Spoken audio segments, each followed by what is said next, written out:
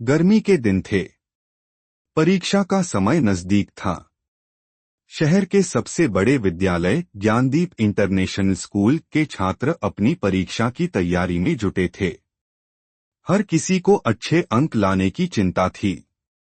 कुछ छात्र मेहनत कर रहे थे तो कुछ ऐसे भी थे जो किसी शॉर्टकट की तलाश में थे। विद्यालय के पास एक पुराना बरगद का पेड़ था जिस पर बहुत सारे पक्षी रहते थे। उनमें से एक था काली चोंच और चमकदार पंखों वाला चालाक कौवा जिसका नाम कल्लू था।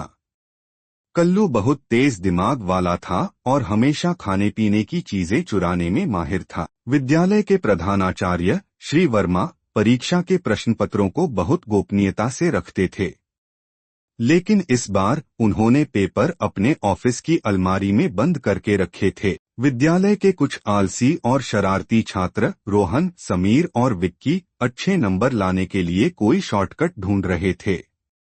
एक दिन वे बरगद के नीचे बैठे थे और चर्चा कर रहे थे कि अगर उन्हें परीक्षा के प्रश्नपत्र मिल जाएं तो कितना अच्छा होगा। कल्लू जो पास की शाखा पर बैठा था उनकी बातें ध्यान से सुन रहा था। उसे समझ में आ गया कि लड़कों को पेपर चाहिए। उसके दिमाग में एक शरारती योजना आई। अगली रात जब विद्यालय में कोई नहीं था, कल्लू चुपचाप प्रधानाचार्य के ऑफिस की खिड़की से अंदर घुस गया। उसने अपनी तेज चोंच से अलमारी का लॉक खोलने की कोशिश की, लेकिन असफल रहा। तभी उसकी नजर एक खुली खिड़की के पास रखे कुछ कागजों पर पड़ी। वह समझ गया कि यही परीक्षा के प्रश्नपत्र हैं।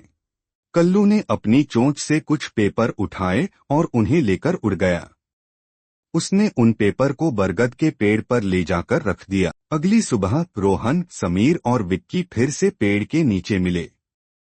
तभी उन्होंने देखा कि कुछ पेपर नीचे गिरे हुए थे।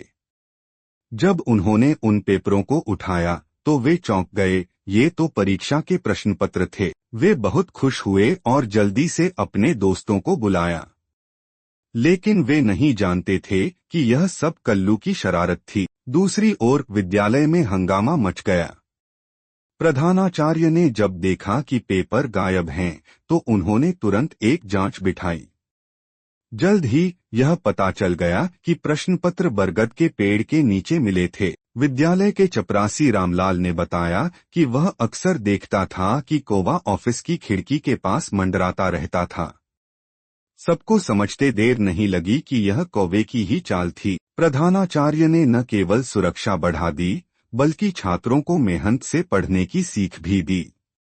रोहन, समीर और विक्की को अपनी गलती का एहसास हुआ और उन्होंने भविष्य में मेहनत करने का संकल्प लिया। कल्लू कौवा फिर से अपनी शरारतों में लग गया, लेकिन इस बार उसे भी समझ आ गया कि हर बार चालाकी काम नहीं आती।